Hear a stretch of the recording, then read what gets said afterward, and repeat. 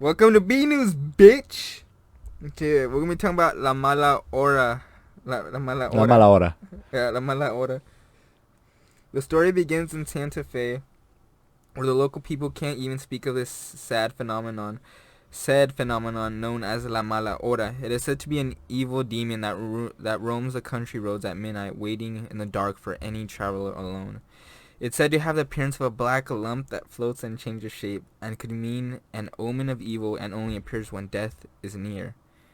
Is it an evil spirit or a warner of death? Some say it resembles a human, and when the spirit appears, it could mean that you or someone you know will or has passed away.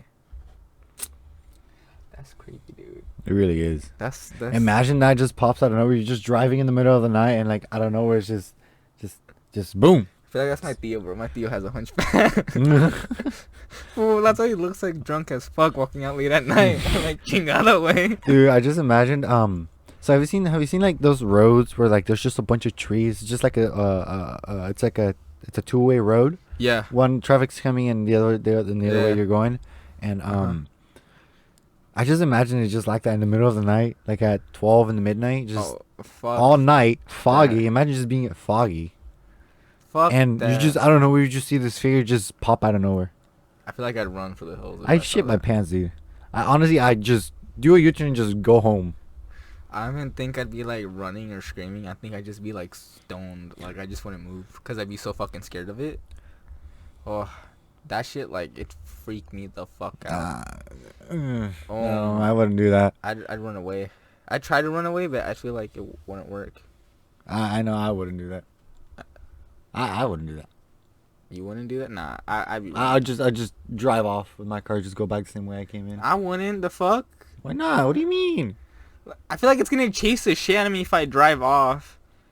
Like in every fucking horror movie, if you drive off, that's the one that gets fucking killed. Fuck No, because you got the smarts. Nah, I'm not trying to get killed. Just throw some holy water on it and shit. Who cares? I mean, there's a lot of people that carry a rosary with them, but I definitely don't carry one. My mom carries holy water and shit 24/7. Oh my god.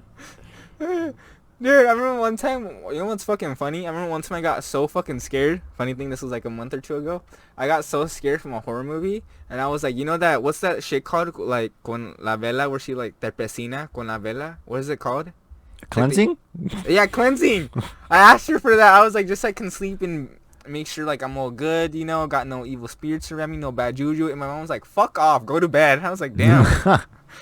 And then like my nephew, he was like, I can't sleep. And the minute he said that, my mom's like, oh, you need a cleansing. I'm like, wow, what about me? She's Getting like, all the juju away from you. no.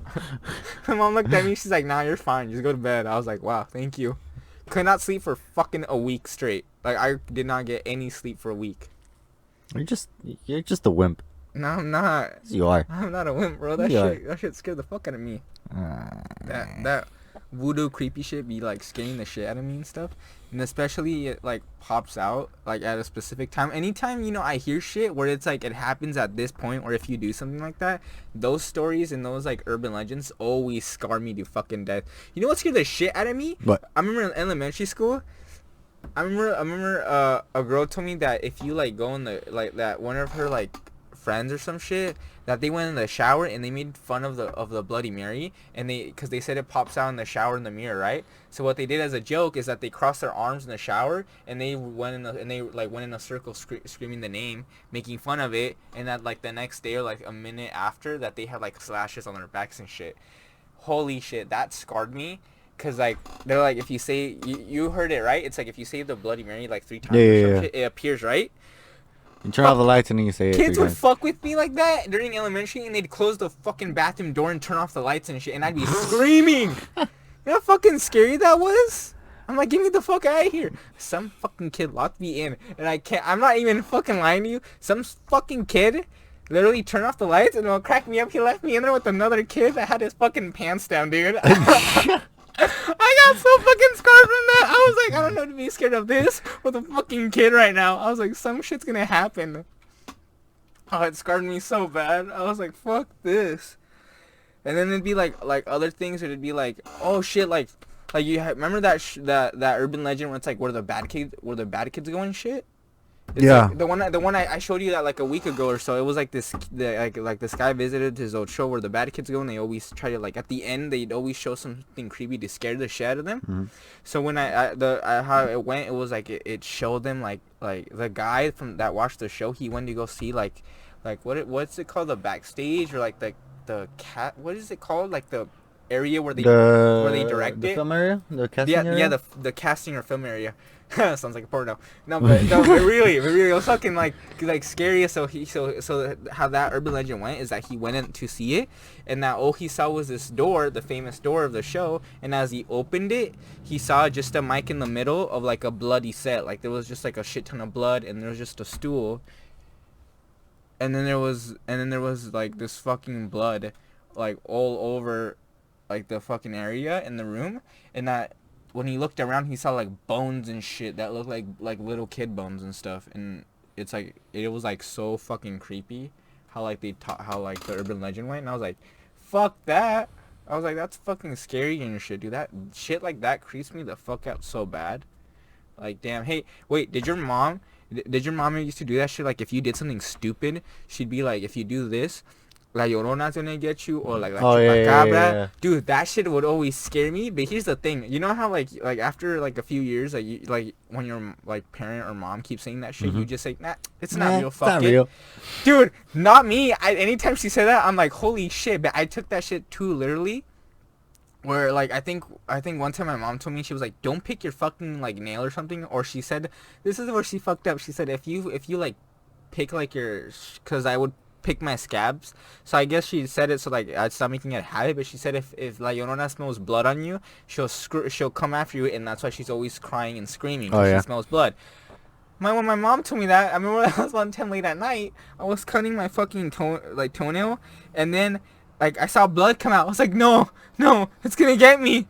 And then I fucking woke up, started crying and shit, screaming. And then this is when me and my brother used to share a room. So I woke his ass up, and I was like, he's like, what's wrong? I was like, it's gonna get me. There's blood on my finger. My brother's like, dude, chill, you're fine. And I like literally like got so fucking scared. I opened the door. I turned on the lights. I ran into my parents' room and I opened their fucking door. And then my mom's like, stop being a little bitch. Go back to sleep. And then like she's screaming in my face. I'm like, no, it's gonna get me. Like that shit like that would scare, like I take shit like that too fucking literally. So when it's like scary shit like this where it's like, oh, it comes out at midnight, or if you do this it's gonna haunt you, or if like you fuck up, or it's like, what's that thing that people like one of those ghost stories where it's like if you go in a cemetery and you like break a, you disrespect like you break the, what's it called, the tombstone, right? Yeah. If you break it, that's like you're asking for like bad karma, or you're asking for like a ghost to follow and haunt your ass. Shit like that would always scare me, so I'd always stay away from cemeteries. I was never the dumbass that would go out and fuck around in like a cemetery, because I'm like, nah, I'm not asking for that shit. So shit like that would always fucking haunt me, and I'd be like, no, fuck that. Well, yeah, shit. But like the story here of like the mala hora, this shit's fucking hella creepy. Like, listen to this. Like, how the story begins is with the woman whose husband left on a business trip, leaving her alone. One night, she decided to drive to one of her friend's house. When on her way to her destination, she arrived at a crossroads. Suddenly, a human-like figure appeared in the middle of the road. Panicked, she slammed the brakes of her vehicle and came to an abrupt stop. The woman, paralyzed, noticed the figure had appeared next to her window as an old lady. The spirit then began to claw at her window. The terrified woman began to accelerate. The figure clung onto the window, leaving evident marks on it. When the car gained enough speed, the spirit was left behind and unexpectedly began to grow the size of a tree. When the woman arrived at her friend's house, she was pale and shocked at the events that occurred. The following morning, she decided to head back home, avoiding the road that brought her to the crossroad the night before. At the moment of her arrival, a police officer was waiting at her doorstep, holding with him the dreadful news. Her husband had been assaulted and murdered the night before. That is creepy shit. That really is. That would fucking haunt me, dude. But that's, you can't say, is that a coincidence, or was that the spirit, la mala hora, warning her? Because I think, is it the mala spirit, like, is it like the mala hora, is it a spirit that warns you, or is it just a fucked up demon? You'll never know. Because it's like, you know, You'll never know. Is it a true story, or is it just another urban legend? We'll see you guys in the next one.